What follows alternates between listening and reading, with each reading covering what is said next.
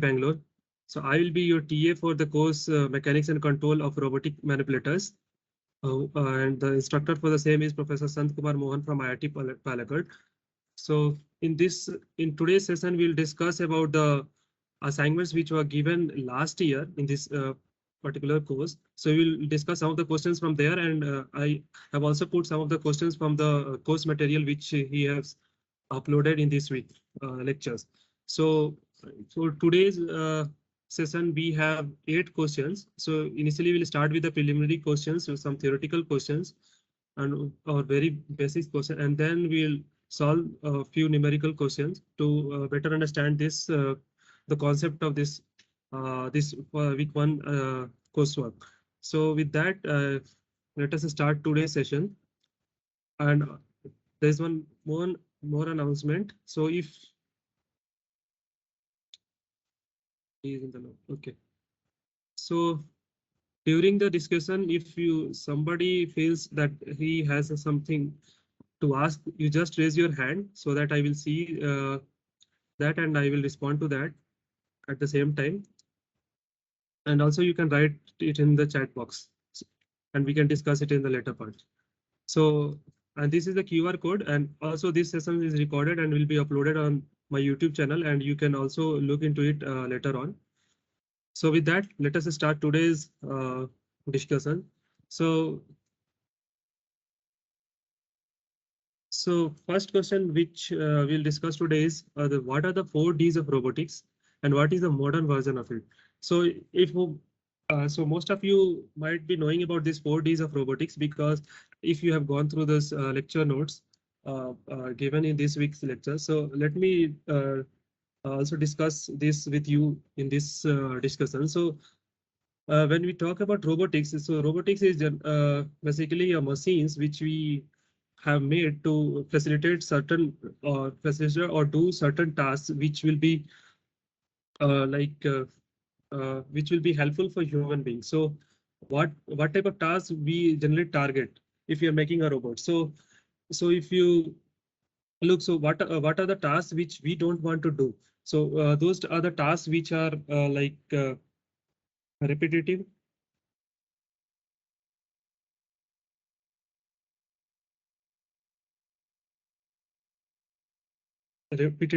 So these are the tasks which we don't want to do. So in this case, we would like to design a machines which can do that. So this type of what will you say about this type of work? So this type of works generally come into dull category. So 1D is dull. Then another thing which we would like the machines to do is the dirty task.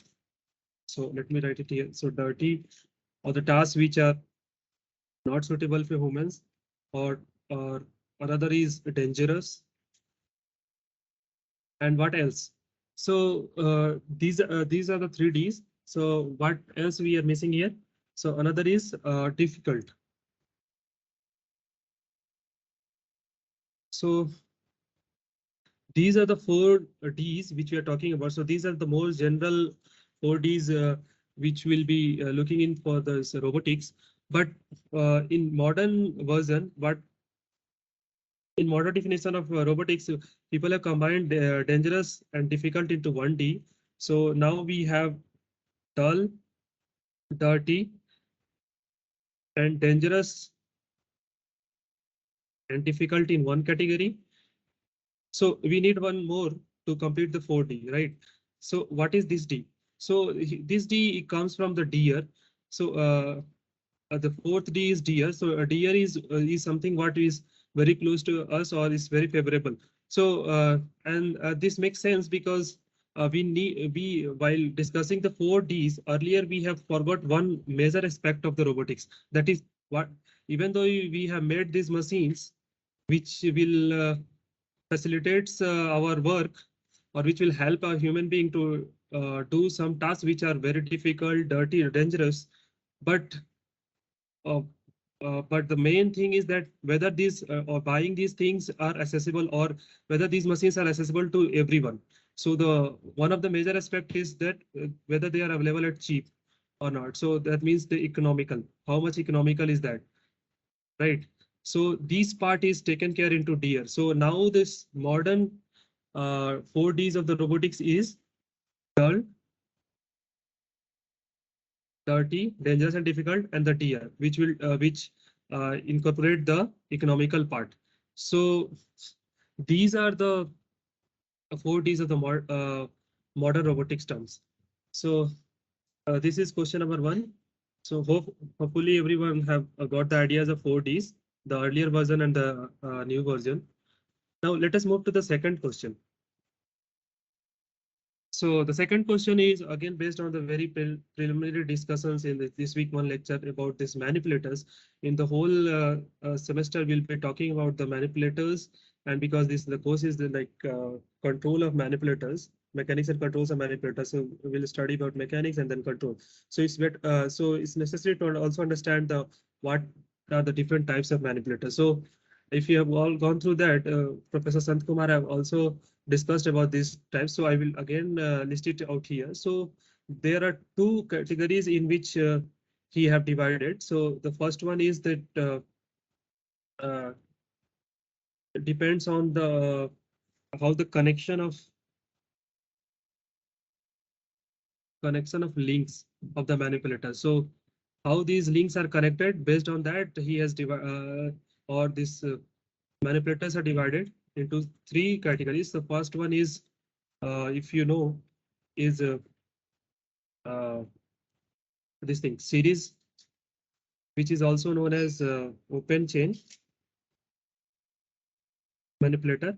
And then the second one is parallel, which is closed chain, right? And the third one is the combination of both, so that you can call it as hybrid, right? So what are these all three categories? So let us look into the series. So series means that you have something a base, which and then this these type of manipulators. These type of manipulators are series because these all links are this link and this link are connected in open chain, so there is no close, and there is a base link which is attached rigidly. So this comes under the series or open chain manipulator. Then in parallel there will be different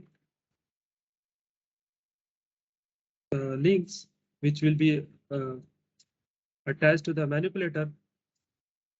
This is the manipulator and these are the links, or this is this is the end effector, right? So this end effector is connected to different links, and these links, the change in the links will be affecting this end effector. Listen, so this is the parallel combination. So this is the part of the parallel, and the third can be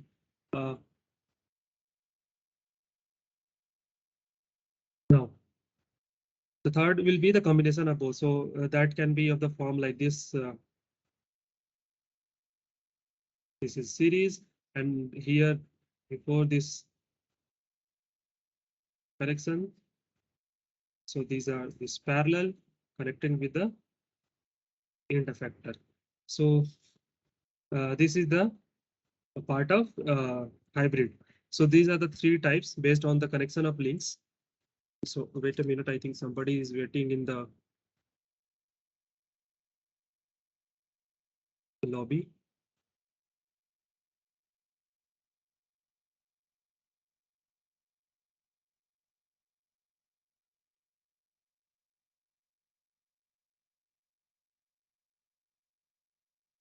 Okay.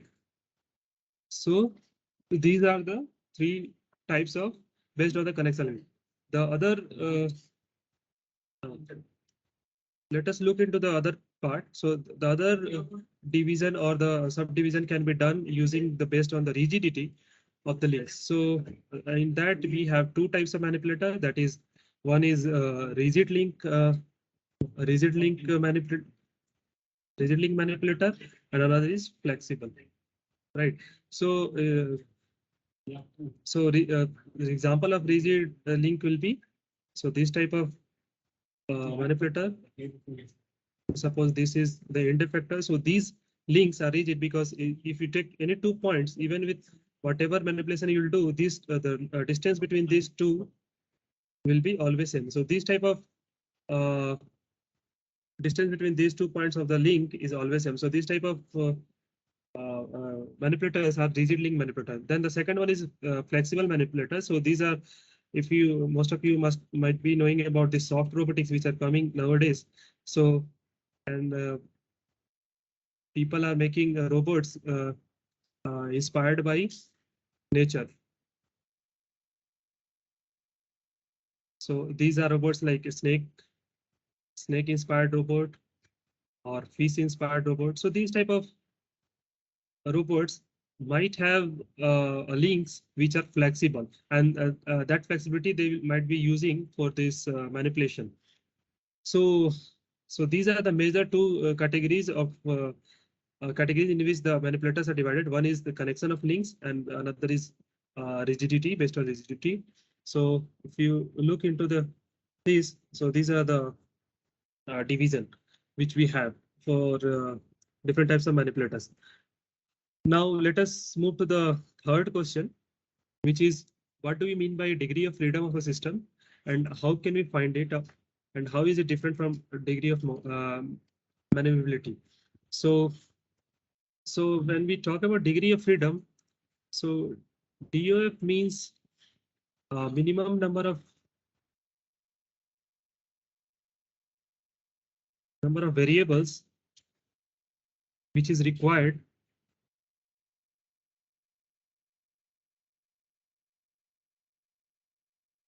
to represent a system, a dynamical system, right? So that is known as degree of freedom. So and of course, these minimum number of variables would be independent. Now, so like for example, if you take suppose this is fixed, uh, so this is L1, link 1, L2, and suppose we have interfactor here. So suppose we are talk about only without interfactor L1 and L2. So we know that this part and this part. So we have only actuation on these two motors. So this will rotate like this, or this can rotate like this. So what will be the degree of freedom of this type of systems? So we can quickly look into it and say 2. Now how to find it? So we have a formula for degree of freedom, which is nothing but 6 into n minus 1 minus 5j1 minus 4j2 minus 3j3. That means these are the number of n is the number of bodies.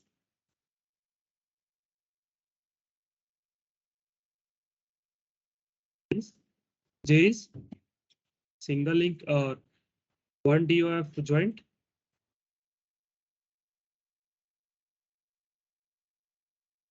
And then 2 DOF joint. And this is 3 DOF. In general, we don't have joints which are more than 3 DOF joints. So if now using this formula here, we'll try to find that in fact this degree of freedom for this manipulator is 2. So if you count the number of bodies, so number of links, that means how many is there? This is 2. So it will become 6 into 2 minus 1 minus 5. How many this degree of joints? So sorry, this is 3. So no. So and then here how many is there? So we have 2 2 joints. So that is 2 minus, there is no 2 degree of freedom joint because these all joints only facilitates rotation in one direction. So this is 0, this is 0. So what we have 12 minus 10, that is 2. So in fact, we get the degree of freedom using this formula. So this is degree of freedom. Now the third part of this question is how is it different from degree of maneuverability? So degree of, when you talk about degree of maneuverability, that or manipulability, that means that what are the number of controllable inputs, right? So in most of the cases in this, in fact, in case of serial link manipulator, a degree of freedom is generally equal to degree of maneuverability. But this is not always the case, because now as here DOM represents the number of controllable inputs. So that actually means that how many motors. So for this example, how many motors are there? So suppose if we have uh, certain types of manipulator which have like 8 controllable motors. So in that case, DOM will be 8. But we know that the degree of freedom will be limited, because this type of system, the interfactor can be represented by XY and this orientation. So only 3. So in that case, degree of freedom is not equals to D of M. So so DOM is what? So it is basically is the number of controllable inputs which we have in our hand while dealing with a true one or a manipulator. So this is degree of freedom, and then we look into this how to find it, and then we looked into what is the degree of manipulability. Now, let us move into the next question, question number 4. So this is a theoretical question. So here we asking that in a serial manipulator. So if you look into that, this is quite related to the previous question which we have discussed. In some sense, it is related. So in serial manipulator, if the number of active joints or degree of manipulability increases, then what will be the cases or what will be the outcome? So this is a multiple choice questions, multiple answer question. So more than one answer is correct here. So what will happen? So when we talk about serial manipulator, the question is if the number of active joints or degree of manipulability increases, that means this active. So this is active joint, this is active joint, this is active joint. So if you keep on increasing, so if you look into the int factor, so if you keep on increasing the active joints, the error which will propagate. So if there is an error here, or here, suppose E1, E2, E3, E4, this error will propagate, right? So this will add up when we talk about the int factor. So one of these positional accuracy decreases. So one thing which we can directly say from here, that if you increase the number of active joints, the error will propagate to the end effector, and so the positional accuracy decreases.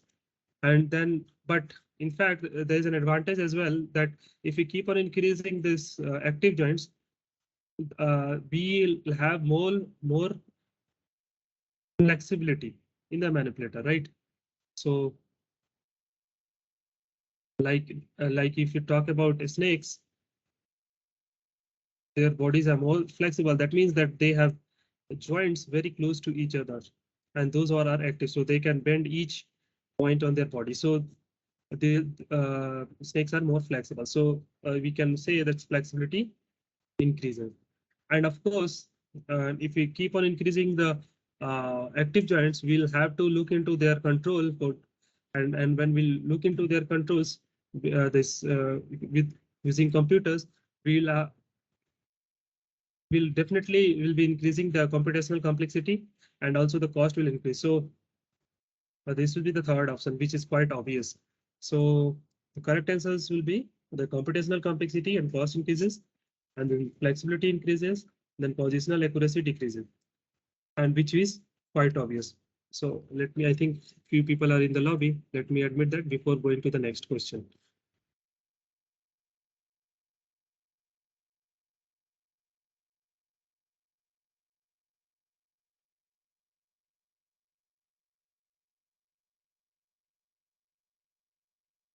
Okay.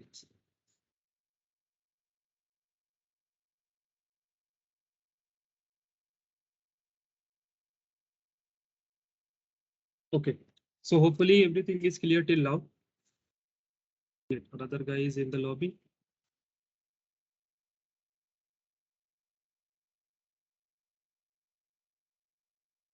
So hopefully everything is clear till now. So if you have any doubt at any time, you can raise your hand or you can write it in the chat box. or also you can also go through these lectures on online when I will upload this into the YouTube, and there also you can comment on, and I will reply to that comment.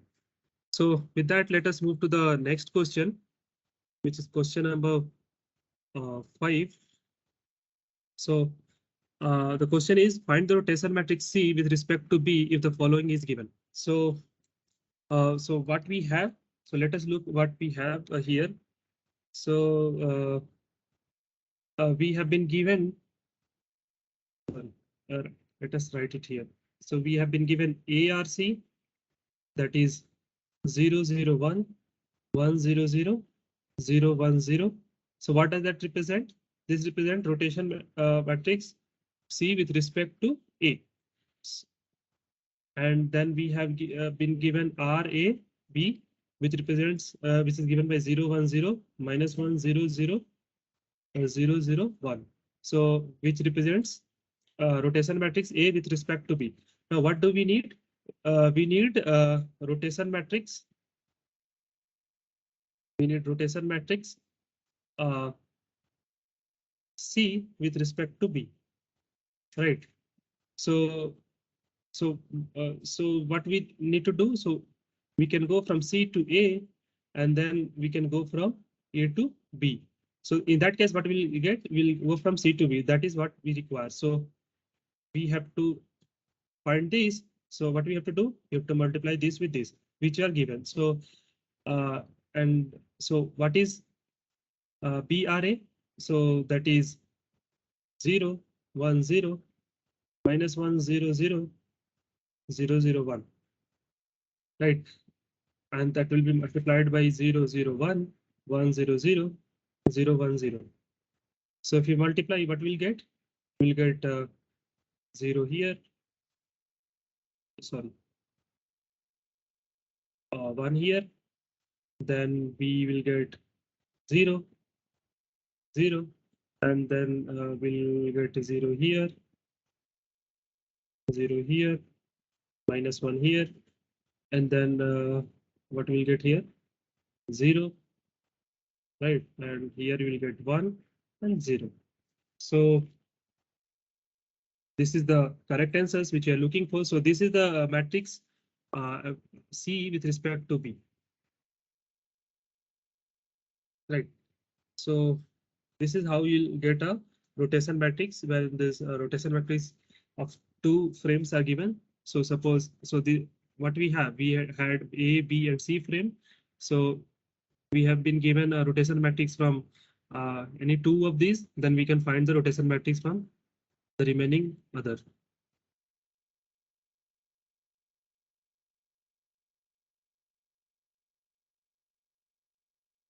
Right. So in this way we can do that. Now moving to the next question. Now we have find the matrix inverse of the given rotation ARB. So what we are be given is ARB, that is 0, minus 1, 0, 1, 0, 0, 0, 0, 1. Now what does that mean? So the rotation matrix means that if from B to A, if we have to come, so suppose we are in some,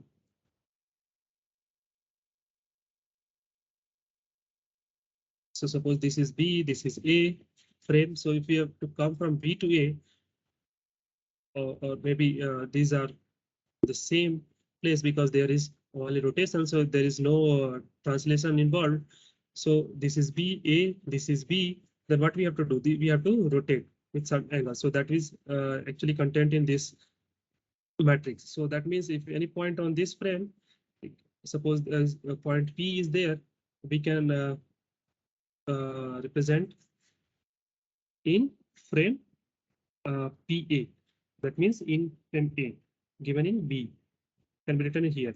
So if we want to find the rotation, what we need, the inverse of this. So suppose if we write here this AB, ARB inverse, ARB, PB, can write it here, ARB inverse. So this will be what? This will be I into PB, and then uh, uh, We'll write it here. So that means that the inverse actually takes you to the original. So here, if you are rotating B to A, in other words, the inverse means that you have to go from A to B. So as you know, this rotation matrix is given by this 0, -1, 0, 1, 0, 0, 0, 0, 1. This is the part which shows the rotation, right? So if you're taking inverse, that means that we have to rotate in opposite direction. So we can directly look into it and we can replace this here. So we can directly write the inverse as 0, 1, 0, -1, 0, 0, 0, 0, 1, right? Because all we need is to rotate in other direction.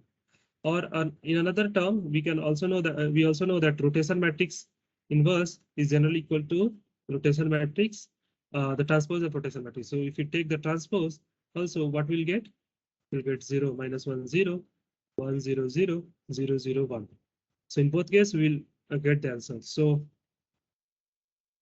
here the correct answer is 0, 1, 0, -1, 0, 0, 0, 0, 1.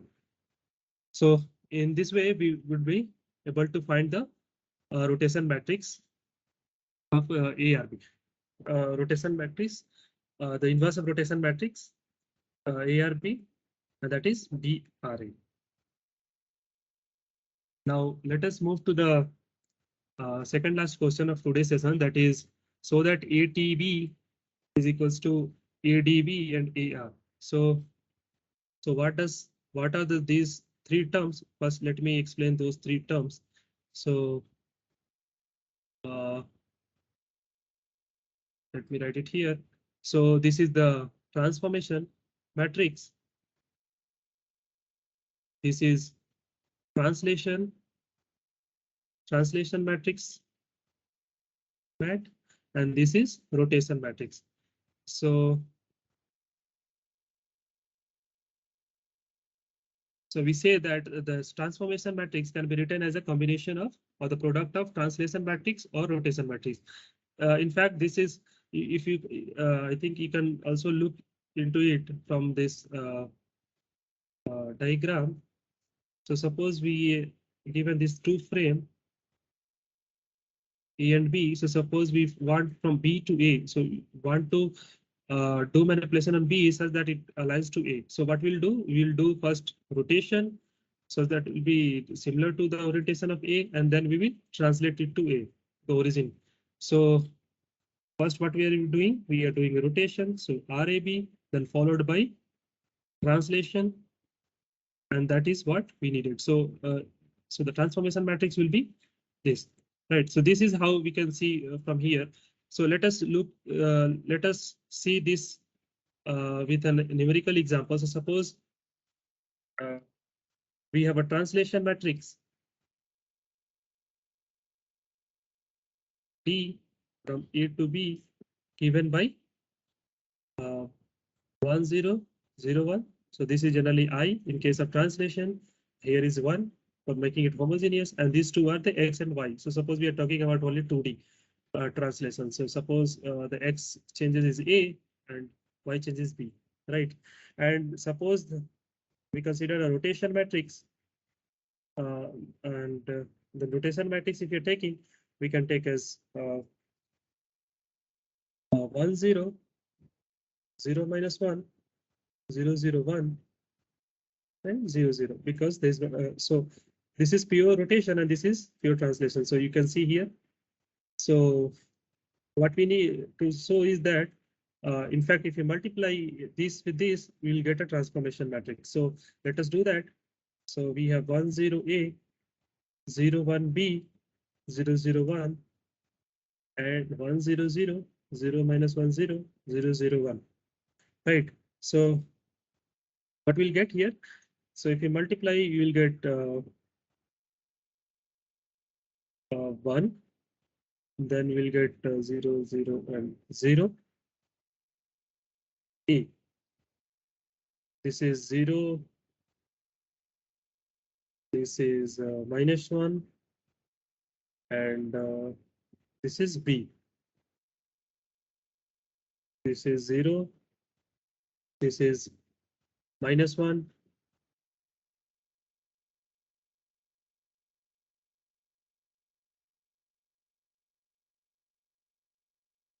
correct.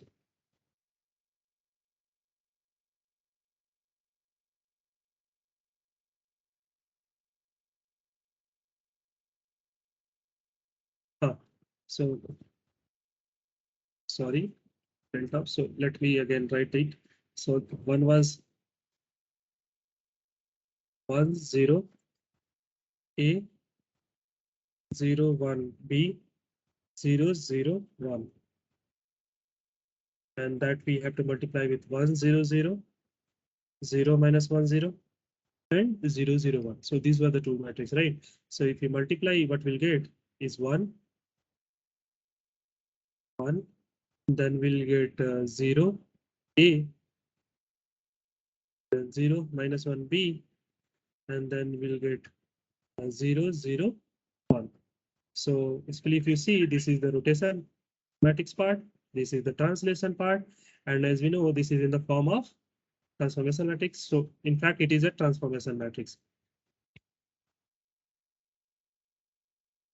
So we have showed that transformation matrix ATB is nothing but ADB to RAB.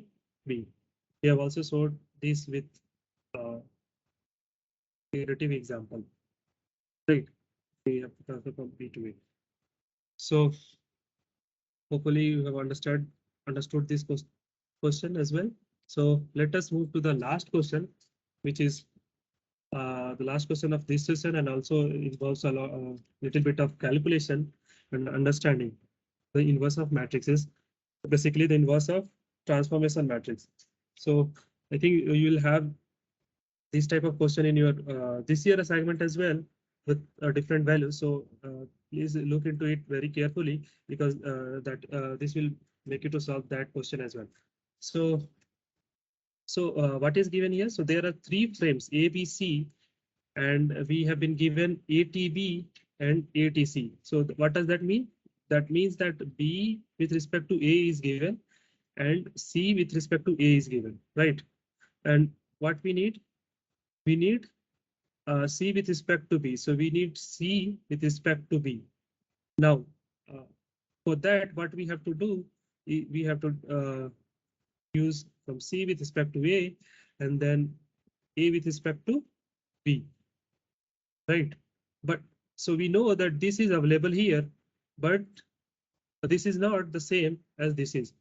So in fact, we need to find out the inverse of this transformation matrix, because here we need T of A with respect to B, but it is given B with respect to A. So how will you do that? So let us look into the process. So suppose we have been given T of B into A, right? So that has been given. So we want to find out its inverse. So this inverse will be TAB, right? That is equals to TBA inverse. Now, so if you're taking inverse, it should come like this. TAB into TBA should be what? I matrix 4 cross 4, right? So using this, we can find it out. What will be the, what we need? TBA. So suppose, so let us look into here. So we have this TBA part. So as we are given TBA part, so what is given is ARB and APB. So basically this shows rotation part and this shows translation part. And we know that this is 0, 1 to 3 and this is 1, right? So this we have, and we need to find this. So suppose we consider this as X, Y, and we know that here it will be 0, here it will be 1. And it should be equal to what? I 4 cross 4. So if you multiply on the LHS, what we'll get? We'll get ARB X, and this will be ARB Y plus APB, right? And this will be 0, this will be 1. if we multiply, and this would be equal to what? I matrix 4 cross 4. So this implies what? This implies that this should be equals to I 3 cross 3. So ARB should be equals to ARB X should be equals to I 3 cross 3. So from here we can say that X is nothing but inverse of ARB, this pure rotation matrix ARB, right? And we have already seen that the inverse of pure rotation matrix is what? Is nothing but the transpose. So here the X will be ABR transpose, right? So if you look into the equation here, so X is nothing but these three, and we have to take transpose of it. So now we have X. Now let us look into the Y part. How will you get the Y part? Right. So Y part. So if you look at here, so the Y is sorry.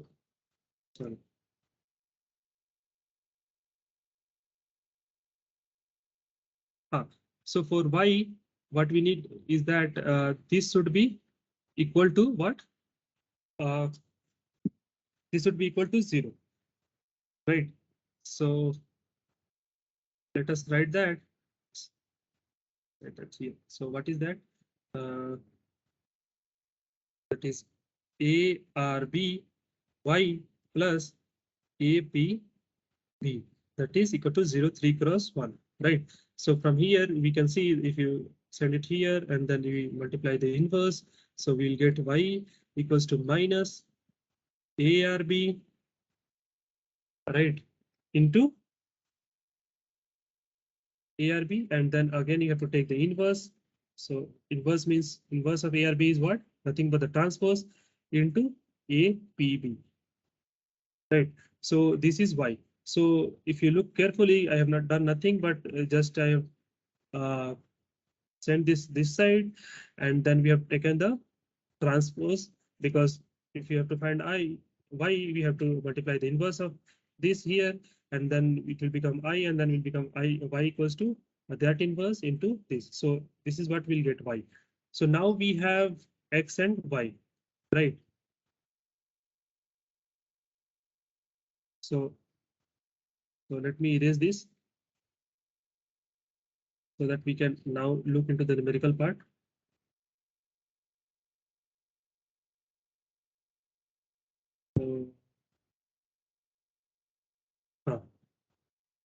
So what we have to do? So first, now we need for this, as we have shown here, we have to write, we want to find it TCB, that is written as TBA AC. So TAC we have to find T or BTA, or T of A with respect to B. Now, so that means we have to find out TAB inverse. That means inverse of this one, right? So, and we saw that the inverse of this is nothing but equal to X, Y, 0 and 1. So 0 is here 3 cross 1 matrix, and is 1. And we have already found that X is nothing but this rotation matrix transpose. So let us write it as what will be the transpose of this? So this will be 1, 0, 0, 0 minus 1, 0, and 0, 0, 1. So this is the one part, and then why we have shown that it is nothing but minus of this thing, minus of all of which we have written it here. So minus of 1, 0, 0, 0 minus 1, 0, 0, 0, 1 into P. The P is what? Here 5, 4, 0 into 0 into 1. So this is the matrix which we are looking for. So this is BTA, right? Because this is Y and this is X. Now, if you further calculate, what we'll get here? We'll get this is same as 1 0 0, 0 minus 1 0, 0 0 1.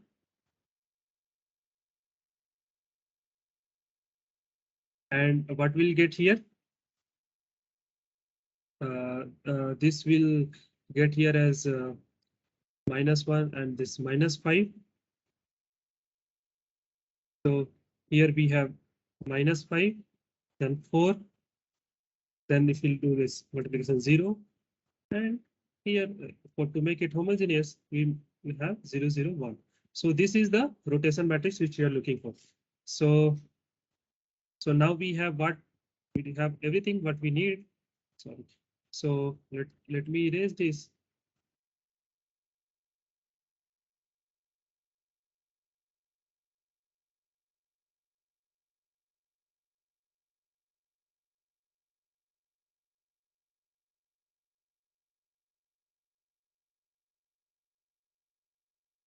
Okay, so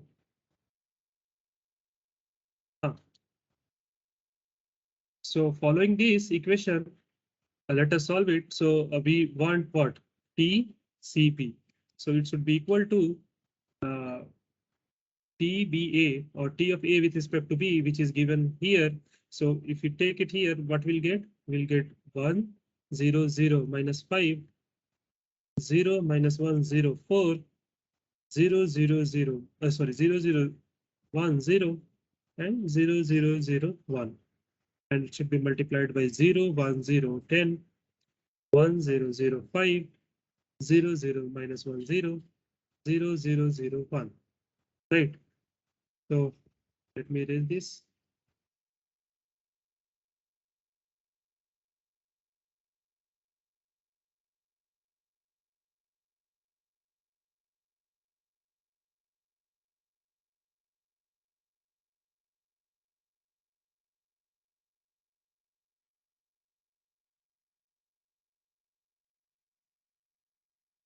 Okay, so if you do the multiplication, what we'll get here is this 0 0 0. So this is what? 0. You multiply here, we'll get 1. If we do this here, 0 0 0, and it is 0. And if you do it here, this is 10 0 0 minus 5. That means what? Minus 5. Then here 0 minus 1. So this is -1 0 0 0. So this is 0. Again, it will be 0. And this is -5. This is -5 and this is 4. So that means -1. So then if it is third row, then we have 0 0 0. So this is 0. This is again 0. And if we do this multiplication, we get -1, and again we'll get 0. And similarly here we'll get what? 0 0 0 and 1. So this is what we are looking for. So this is T C respect to B. So this is the required answer, as you can see here. So the correct answer is 0105 minus 1001 00 minus 10 001, which is this one. So hopefully you have understood this question. So this required a little bit of understanding of finding the inverse of a transformation matrix T of AB. So which we have shown that T of AB, the transformation matrix can be given by matrix X and Y 0 1, where X is nothing but the rotation inverse of B to A, and Y is rotation inverse B to A minus of rotation inverse B to A into B A to B or B to A. So this one. And if we replace this, we'll get the inverse. And using that inverse, we can find this T of B to A. And using that, we will find this required matrix. So this is how it is done. So hopefully you have understood this question as well. So this was the last question which I've kept for today's session. We'll again look into the old assignment question for the week 2 in the coming session, which will be on next Sunday from same time 3 to 4. Now, if you have any doubt, you can raise your hand or you can write in the chat. And this is the QR code you can scan. So I will be uploading. This is my QR code for going to the channel. So my YouTube channel where I will be uploading this slide, this video of today's session, and subsequently I will also upload videos for the upcoming session on the that YouTube channel, and where you can look into it. And if you do not follow anything, you can comment it there. I will try to reply as soon as possible. So with that, I would like to thank everyone for listening. And that's all I have for today's session. If you have any doubts, you can raise your hand or write in the chat box. We'll meet again next week. So I will wait for 2 minutes. If you have any doubts, please write in the chat box. I'll try to clarify.